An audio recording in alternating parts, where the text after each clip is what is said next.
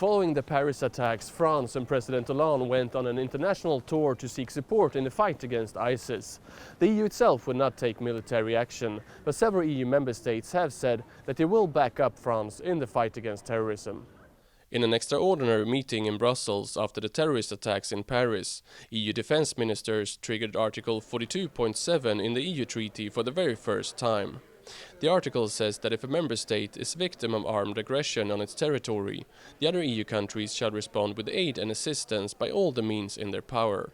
Germany was one of the first to announce backing last week. The country is reluctant to get involved in military conflicts given its history, but it will send reconnaissance and refueling aircrafts, a frigate and some 1,200 soldiers close to Syria. Germany will also send over 600 soldiers to Mali in order to free up French troops that are active in that region. Following approval from the Bundestag, the operations are expected to start by the end of the year. Rosa, Balfour, expert at the German Marshall Fund to the United States, says that the German support sends a very important political message. The Franco-German relationship remains the key glue for Europe as a whole. So the fact that Hollande and Merkel have decided to make this show of unity, of mutual support, is very important.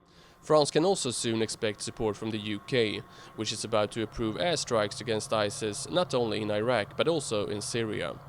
Paul Ivan, security and defense expert at the European Policy Centre, thinks that support from other EU member states may follow. There are clearly sure other member states that can contribute.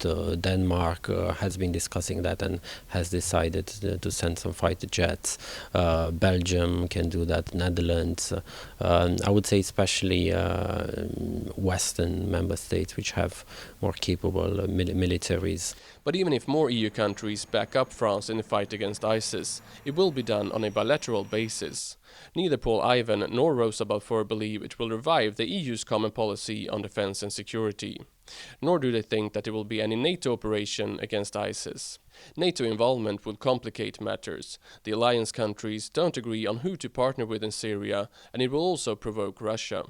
In fact, the conflict in Syria is complicated as it is.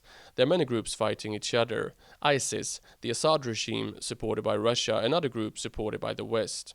Paul Ivan argues that there is now a greater need for diplomatic talks and also rules on how to operate in Syria.